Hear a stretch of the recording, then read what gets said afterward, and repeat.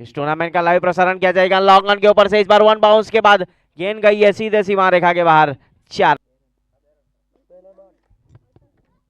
अच्छा शॉट है वहां पर। इस बीच जब तक गेंद फील करते हैं तब तक 1 रन। हवा में गेंद और सामने की तरफ 6 रन मिलेंगे। गेप में गेंद है इस बार डीप कवर बाउंड्री लाइन के ऊपर 4 रन मिलेंगे। इस बार फाइन लेग के ऊपर गेंद जा रही है वहां पर। फुल टॉस गेंद इस बार डीप मिड विकेट के ऊपर फील्डर है।